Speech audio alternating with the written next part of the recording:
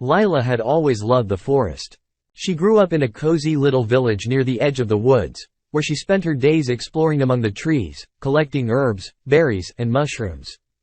The forest was like her second home, and she had a special connection with its moods and secrets. Life was simple and content for her, until one fateful day when she crossed paths with a stranger. This stranger was a hunter, a tall and dashing man with a bow and arrows slung over his shoulder. He hailed from a distant land, where he had heard tales of a rare and elusive creature that resided in the forest. This creature had golden fur and silver horns, and was said to be larger than a bear and swifter than a deer. No one had ever managed to capture or kill it. The hunter burned with a desire to find and hunt this magnificent beast, to prove himself as the greatest hunter in the world. Introducing himself as Rian, he approached Lila and asked if she could guide him through the forest. He promised to reward her generously and share his stories and knowledge. Intrigued by Rian and his quest, Lila agreed to help him, and off they went together. As they journeyed through the forest, they chatted and laughed, sharing their cultures, dreams, and fears. They learned so much from each other and grew closer with every step. There was an undeniable spark of attraction between them, but they resisted acting on it. Lila knew that Rian would leave once he found the beast, and she didn't want to lose him. Rian, on the other hand, understood that Lila belonged to her village and didn't want to take her away from her home. Days turned into weeks as they tirelessly searched for the elusive creature, but there was no sign of it. They also started questioning whether they should abandon their search and stay together. They realized that they had fallen deeply in love and couldn't bear the thought of parting ways.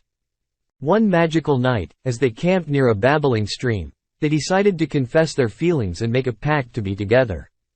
They made the bold choice to leave the forest and venture to Rian's homeland, where they could build a brand new life together.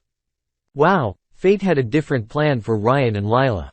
As they were strolling towards the edge of the forest, they heard a loud roar and turned around to see a magnificent creature with golden fur and silver horns. It was the beast that Rian had been searching for, but it was angry and ready to attack. Rian quickly grabbed his bow and arrow, determined to take down the beast. He shot an arrow, but it only made the beast stumble. Lila, on the other hand, had a different idea. She felt a connection with the forest and the beast, and believed that it was not evil, but misunderstood. Lila bravely ran towards the beast, hoping to stop the violence and save it. She remembered seeing the beast when she was a child and knew it was harmless. When she reached the beast, she saw something familiar in its eyes.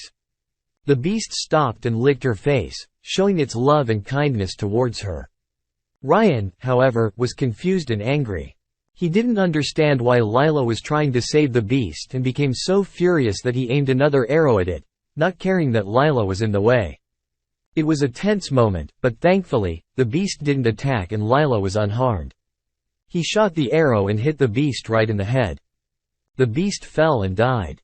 Lila was so upset, she screamed and cried. She saw the arrow in the beast's head and the blood on the ground. She saw the life leave the beast's eyes and the pain in his face. She saw the beast die and her heart broken. She ran to the beast, sobbing and praying. She wished that the beast would wake up and be alive. She wished that everything would be different and she would be happy. But nothing changed.